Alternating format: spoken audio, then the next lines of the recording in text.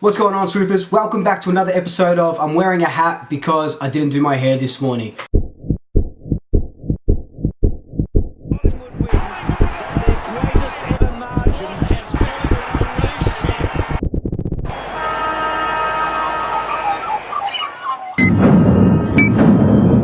So if you follow my Instagram at SwoopLuke, you'll notice that this week I requested you guys to ask me a bunch of questions for this particular Q&A video.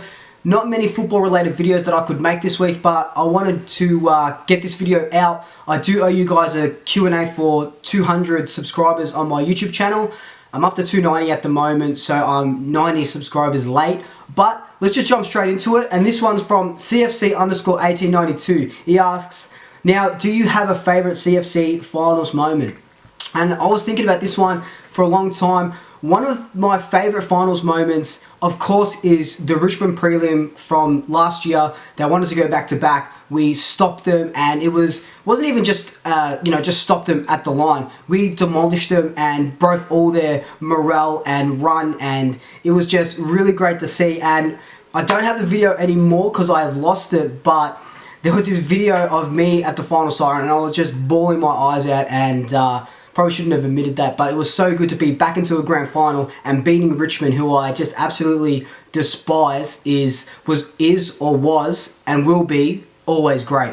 But my other finals moment, excluding grand finals and grand final appearances, of course, is the Eagles-Collingwood extra time match. So I was about 15 years old when that final happened. I remember watching it in the lounge room, and it was something that I never experienced before, seeing a extra time in a final. I remember my heart was pounding, and then, Pendles goes on to kick that goal, Chris Bryant goes on to kick that goal, and especially doing that away from home at a fortress like Subiaco, that will always be one of my favourite finals moments. Alright, so the_only_Riss asks, do you think Grundy is going to be up there for the Brownlow? And yes, simple answer, yes, I do think that.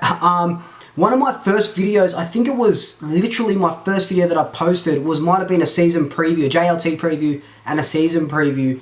I did say that Grundy will be my Brownlow medal winner. So let's hope that comes true. I also said that Carlton will win the wooden spoon, but we know how that panned out. And I also said that Collingwood would be premiers. So far I'm 0 from 3, but let's make it 2 from 3 in a few weeks' time. Liam Cook 35 asks, which player has impressed you the most this season?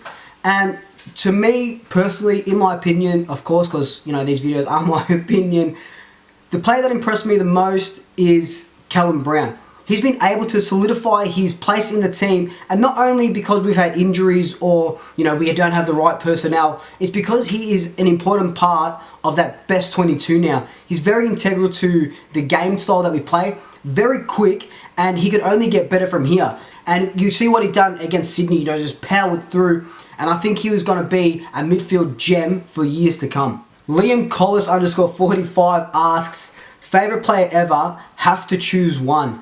And that's just, it's too hard. It's just, there's so many good players. But if I had to choose one favourite, well, I'm going to say, he said favourite player ever, but I'm going to choose my favourite Collingwood player ever.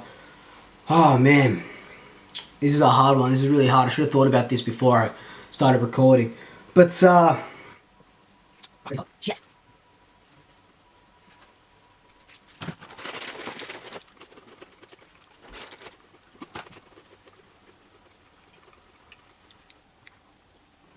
Alright, so I've got two favourite players. One old Collingwood player and one in the current team. So my old Collingwood player has to be Brodie Holland. I love the way he went about it. I admired him so much because, he was, in the context of the game, a smaller player. Still, bigger than me, but still a smaller player. And he just went in without fear, hitting guys that were bigger than him, tackling guys that were bigger than him. And he played with a lot of heart, a lot of courage. And the way he, kicked a bunch of goals, bags and bags and bags of goals. And he only played over 100 and so games for Collingwood. But he is the one player that, when I was younger, I did idolise. Of course, I idolised, the likes of Buckley and Rocker, but Brodie Holland was my favourite player back then.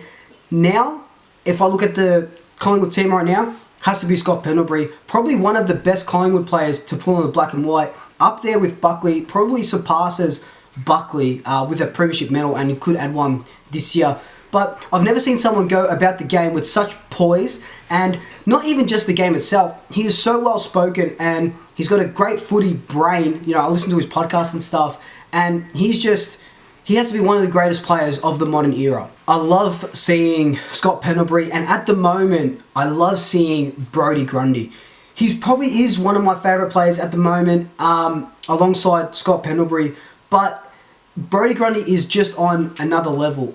I haven't seen the likes of something like this, I don't think ever, in my opinion anyway, because he's not just a ruckman, he's a midfielder as well, and if he doesn't win the Brownlow this year, or doesn't place top 3, there's something wrong with what these umpires are seeing in the game. Old_mate Cade asks, what's the main reason you decided to support the Pies, and who was your favourite player from the Pies, can be retired or still playing? So I answered that second portion just before. The main reason I decided to support the Pies. So growing up, I didn't come from a big, AFL loving sort of family. I remember this one time where I was in primary school, and this guy that I didn't like, we were in the same class, and I don't know what grade we were in, 2 or 3 or something ridiculously like that.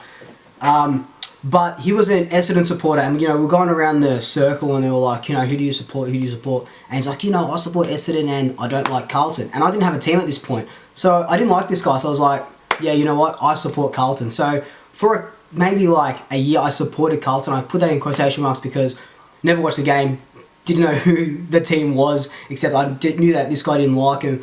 But I supported Collingwood because my auntie supported Collingwood, and she went to a bunch of games, and she started taking me and my little brother, and so then we started supporting Collingwood from there. And I do remember the first Collingwood jersey that I ever got was when I started Auskick. Mum and Dad got me this Collingwood jersey with the old AFL logo and the Spices emblem, so it was really old school, and I could fit into it up until about 4 years ago when I discovered HSPs, but that's the story of how I started supporting Collingwood. Jordan.papaz06, apologies if I got that wrong, asked a couple questions.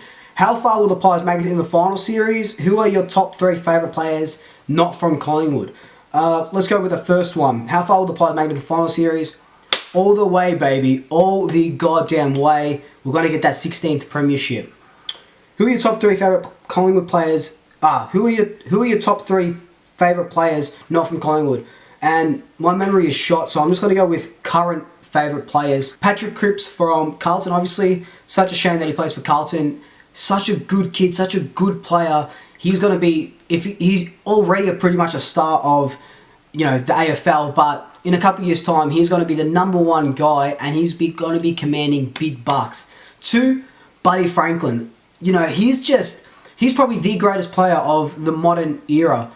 I don't know what else to say about him. He is a goal-kicking machine, and you just love seeing him play. Not when he plays against Collingwood, but every other game that he plays, you just love seeing him play, and he's going to be a Hall of Famer, no doubt about it. Thinking of a third player was hard because, honestly, I don't watch a lot of games that aren't Collingwood. When I can watch them, I watch them, but, I'm not going to watch 9, 10, whatever it is, games a week.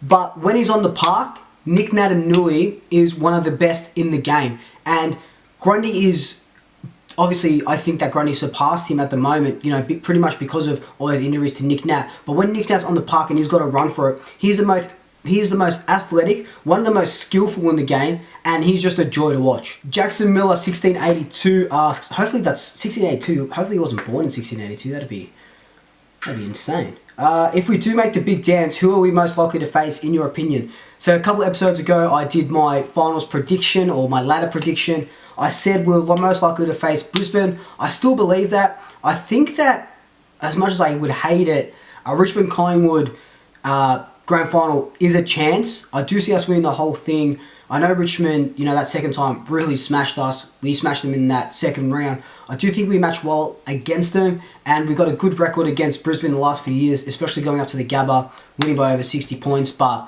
they're a shadow of what they were at the start of the season. But yeah, so Brisbane or Richmond will be versing in the grand final if we do make the big dance. Jack McLaren 7 asks, what is your favourite back against the wall game in recent years for the Pies? Back against the wall game. Could be that West Coast game from this year where we won by a point. But I think my favourite of recent years, recent memory, I keep going back to it and I know it's just so cliche, but that Richmond prelim from last year, our backs were firmly against the wall. You know, we beat GWS the week before, but they started to come back a little bit and we just held on. And we weren't favourites. Richmond were the best team all year and they were just pumping teams throughout the year. And we were going to be another one of those teams that were just going to get pushed to the wayside by them and they were going to go on and win back-to-back premierships. And to do what we did to them, it was just something that I haven't seen in a long time and something that epitomises what Collingwood are and what they can be. If we can get to that level again in this final series, anything can happen. Lockie Maloney asks, who's the most underrated player in our side in your opinion?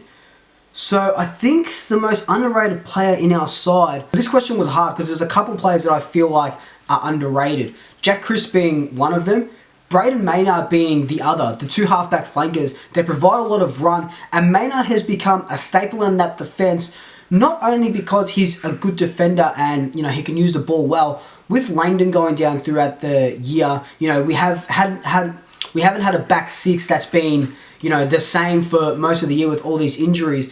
Maynard's really stepped up, and what I love about him is he has that little bit of mongrel and he's not afraid to get into a fight, not afraid to get his hands dirty, but when the game's there to be won, you can rely on him to put his body on the line and try and get us over the line. Same goes with Crispy. Always willing to run off the half back. You can play him as a half backer in the middle and as a half forward because he's just one of those guys that's so versatile that he can go anywhere and he'll just leave teams guessing. So they're my two underrated players of the season. Zach Martin _ asks, how long have you been a Pies fan? So I answered that question just before about, the story about how my auntie got me into a Pies fan. So I've probably been a Pies fan for, how old am I now? 27. So for 20... I don't know, let's round it, let's say about 20 years. So that's how long I've been a Pies fan.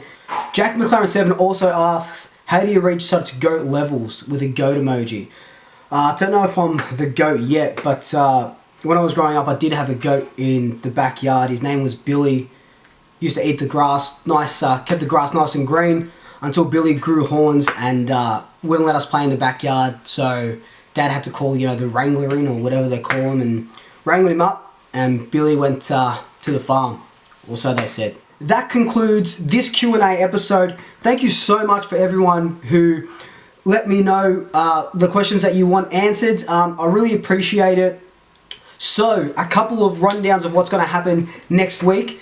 Monday, I'm dropping my finals pump up, finally. Apologies again for not getting it out on Wednesday. Wasn't happy with it. Next Wednesday, I'll be dropping the preview of the Geelong-Collingwood clash.